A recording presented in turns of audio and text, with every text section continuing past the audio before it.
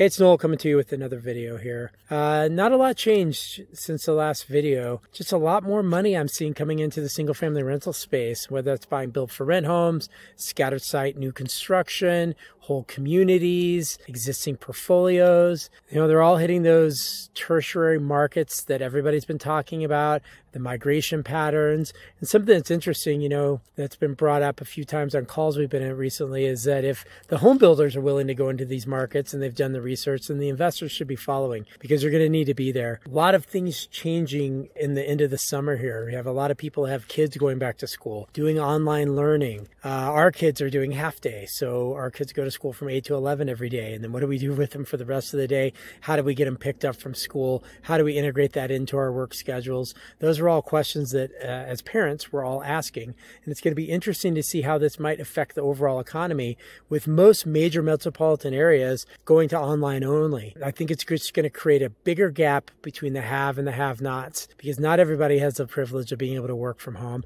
Not everybody can hire somebody to watch their kids like this. They rely on the public school system to take care of their children. And that kind of leads into the next thing about forbearance and foreclosures and delinquency rates and all of these different things we're talking about. And a lot of people can talk about them in a lot of different ways and talk about out of context numbers, but take it into the context of the fact that you have more than 70% of the homeowners have more than 50% of home equity. So doesn't mean that there won't be more foreclosures. Of course there's going to be. We're in a downturn. There's a higher unemployment rate. But unlike the last downturn where you have this delta of high unemployment and loss of equity in homes and home values going down, which caused a lot of foreclosures, you don't have both those things happening this time. So that's something just to think about. Still out there trying to build our base of business, trying to find more product and home builders to work with and developers to work with. And it's been working really well. I've got some big deals I'm working on with some 1031 exchange buyers. That's a new thing that's really come into play in the last few months of people getting their money out of the metropolitan areas. Just really kind of keeping an eye on the pulse of the economy as we shift into what a lot of people might cause a second phase of this. And, you know, what's going to happen with more lockdowns? How's that going to affect the larger metropolitan areas, the smaller suburban areas?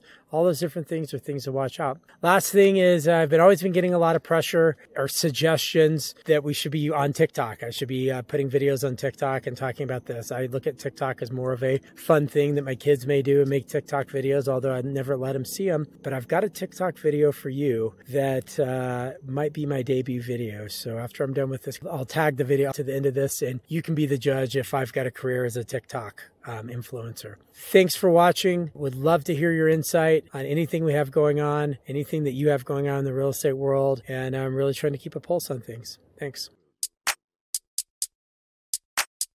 Down south, hood baby, make all the girls go crazy, go stupid. Look up, down to the side, why got me feeling a little lazy, shuffle, flex one hand, show the muscle.